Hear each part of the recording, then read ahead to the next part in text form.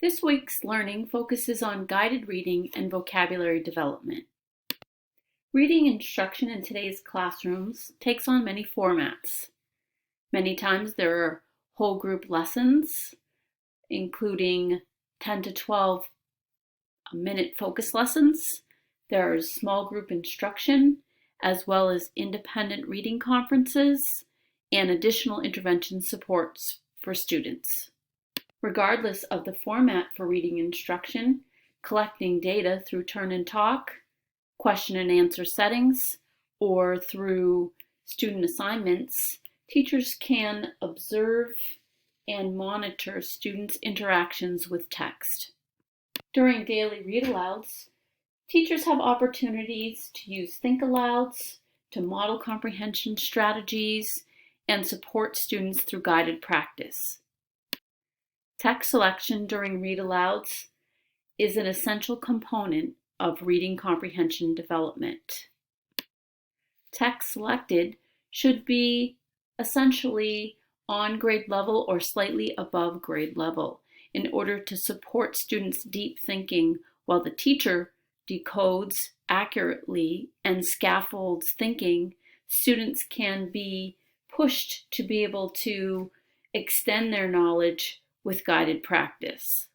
A common support for students to build their capacity in reading comprehension is guided reading. The term guided reading means something different to many educators. Over time, guided reading has changed and shifted.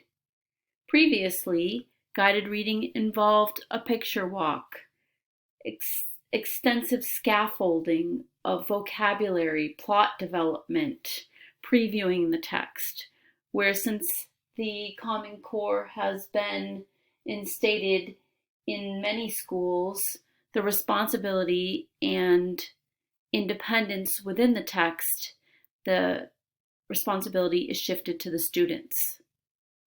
During guided reading or small group instruction or intervention, group size is critically important. The smaller the group size, the more effective the progress is for students. Although budget constraints often impact our group sizes and our abilities to provide supports for students, group size still plays an important role in our decision making for students. Guided reading or small group instruction involves identifying strategies to model, providing guided practice, and it's an opportunity for students to really demonstrate their application of strategies that you've taught in whole groups or in small groups or with individual goals. It's an opportunity for you to scaffold that instruction and really an opportunity for you to collect formative data to adjust goals in a very short-term setting. It's important to think about how you scaffold learning. It's important to consider how much learning is the student doing during your time together. Are you supporting the student, or are you really scaffold the instruction so much to make the student appear more successful than they may be independently?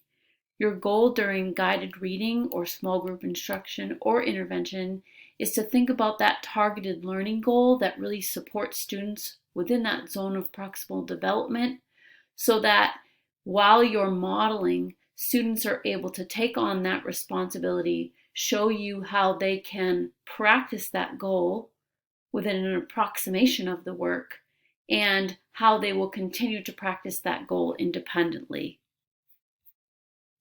Berkins and Yaros, in their text, Who's Doing the Work, ask us to reflect as educators often of the work that students are doing and the work that we're doing during instruction. James Nottingham developed the Learning Pit to help students really conceptualize and think about the learning process itself, to really get them to think about the learning target and how it feels to be a learner, and that sometimes learning feels complex and confusing and slightly frustrating. And you'll notice in the Learning Pit that the rope sent down to the student is really that teacher scaffold that lifts the student out. But essentially, the student has to climb out of the learning pit independently to really feel successful as a learner. Sometimes, if we provide too many scaffolds, when the student is essentially working independently, they're unable to take on the skill or concept.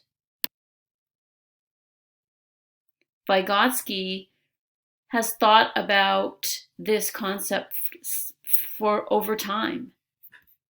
Over time, we want to release the responsibility to the student in the I do, we do, you do model. During this week's reading, various strategies are provided to educators. Thinking aloud when reading or scaffolding a text, the strategy of reciprocal teaching, questioning and answering, KWL, and KWL Beyond. All of the strategies listed below are strategies that we can think critically about when implementing with students. As you're reading, think about what strategies resonate with you and which strategies you feel will impact your students.